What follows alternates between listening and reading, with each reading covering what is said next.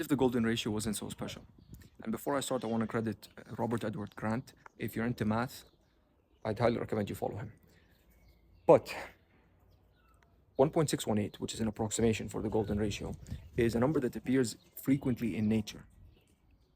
And because of this, we've started to give it special meaning, especially because mathematically, if you were to take the number and find its inverse, so 1 over 1.618, you realize that we end up with the same value in the mantissa, which is the portion after the decimal point. So 1 over 1.618 ends up giving you 0.618. So that's one of its special values, and no other number used to do this until today, until Robert's discovery. And people have also extended this number to things like facial symmetry, different dimensions of the body. So like the ratio between the upper lip and the lower lip, or the width of the mouth and the nose. And the idea is the more you move towards this number, this ratio, the closer you are to beauty and perfection, so to speak, because this is what nature reflects. So if we take the abstract concept, this is suggesting that there's this one path, this better, more perfect path that we're all trying to strive towards, and that when you're outside of it, you are, well, less beautiful technically. So what we're going to show in this video is that we can mathematically derive multiple special numbers like the golden ratio. So although the golden ratio is special, it's not the only one. Okay, so what we're going to do is we're going to actually start by showing how you derive the golden ratio and how you can use that same process on multiple other different numbers. So starting on your calculator, we want to start with the number 1. Okay, and you can pick any random number. For this, we're going to pick number 1. And when you first come into this world, you discover that we live in a world of duality, polarity, right? Everything has two sides. So what you want to do is we want to divide by 2 to represent this separation. And now you end up with half. Next, you want to, so generally what happens, you in polarity, you realize that you have strengths and weaknesses, and you end up doubling down on your strengths. So we want to represent this by squaring the number, right? Doubling down on what you're good at. So now the half becomes 0.25. So eventually, after going through this duality, you recognize that you end up suffering because you're leaning on one side of a two-sided reality. And so once again, suffering is this feedback mechanism to bring you back into the center, into balance, where you actually start to realize the oneness in the universe. You stop judging yourself and others and start to see both the good and bad in others as well as in yourself. So what you do is you're basically reintroducing back source, or the monad, oneness. So let's add 1, and now you end up with 1.25. Now at this point, what we want to do is find this new essence of this state that you've moved into now, going through this process. And a good way to represent that is by taking the square root of this new number to find the essence of the number. So the square root of 1.25 ends up giving you 1.118. Okay? And now there's only one thing left to do at this point.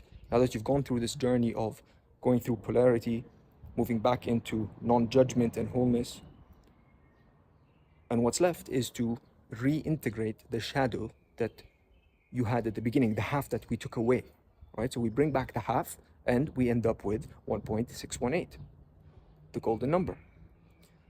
So now we actually have a process that we can apply on any number actually, okay? So if you actually walk through this, let's do it with the number 2. Okay, step 1, introduce polarity.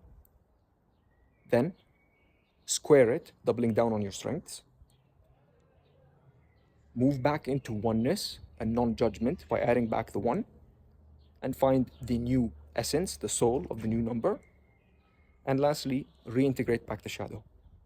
Now, this number we have, if we actually take it and find its inverse, we end up with, once again, a new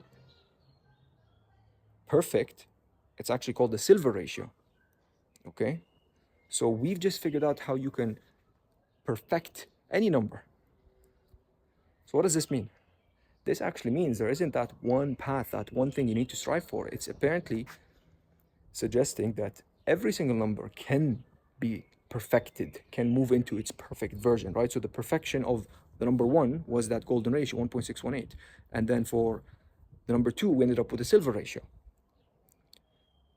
So what's really important to understand here is that each of these numbers, yes, transformed from one form to another, they became slightly different. But when we're looking at the abstract concept, the process of transformation we went through was all perception based. It didn't require you changing anything about yourself, right? It was about coming into the world, noticing duality, leaning heavily on duality, only to then have suffering as a feedback mechanism to bring you back into the center, to where you start to accept and no longer judge things. You balance out your perceptions, just like we've always been talking about, and reintegrate back your shadow by fully accepting things as they are. And now you've moved into the perfected version of yourself.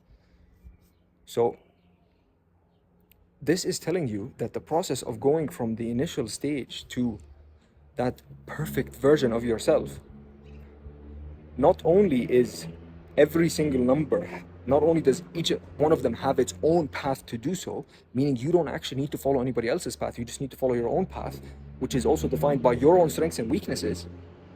So we start to realize that your job is actually to experience life through your unique lens of limitation, and only yours. You're not supposed to change anything about yourself. You're actually supposed to experience life through these customized limitations that you've come in with, and that there's actually this built-in feedback mechanism, suffering, which is going to guide you towards getting to the perfected version of yourself. So actually, not only is there nothing for you to do, you just need to experience things. That's it. That's your job. From your own unique lens, that's your job. And once again, the whole process, start to finish, is completely inner work. None of it is external. And actually, let's take it a step further. What if the external isn't even something separate from you? Once again, Robert Edward Grant calls it the U inverse, not the universe, the U inverse. In the same way that we saw how all of these numbers have the number itself and then its inverse, which together are the perfect match. And the inverse is nothing but the reflection of the original number. So what if the universe is just a reflection of your inner state, 1 over your inner state, mathematically? And now you start to realize that actually there's nothing separate from me, nothing outside of me. And if I want something outside of me to change, then I need to change my inner state. And then that's the inverse that will be reflected back into my outer world. So this completely changes how we see everything. You don't need to strive anymore. You don't need to prove anything to anyone. You don't need to convince yourself that you have to get something to deserve something, to be something. Because right now, there's a clear path set for you and only you to take you to your most perfected version.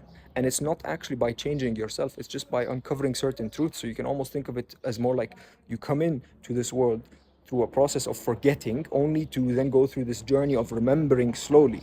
But throughout, nothing changed about your innate self. Which is why we always go back to that quote by, I think it was Rumi, that said, don't look for love, but look for the barriers that you've put up in front of it. You're not trying to become something else. You're just trying to break down these limitations, which are illusions of separation that you've created, but with a purpose, which is the purpose of going through this whole awakening journey and gaining the insights through the process of forgetting to then remember. Think of it this way. Imagine we all decided to, or you and I just decided to play a game of poker, and you know what my hand is, and I know what your hand is, and we both know all of the cards coming up next in the exact same order because we knew everything. That's your divine self. It's not fun, is the summary. So we purposely decide to forget so we can play that game of poker and enjoy it. And then throughout the process, we slowly remember as we go through this transformation. And then the cycle repeats, right? Same way when you watch a movie, the typical hero's journey movie in Hollywood, you have this hero which they typically show you his mundane life at the beginning. He doesn't even remember or know that he's the hero of his own story. And slowly he gets approached, or something starts to happen where he starts to see glimpses of them, and it changes his complete perception of the world, and he starts to wake up to what he is. And that's typically people's favorite parts of the movies, right? But anyways, fast forward to the end.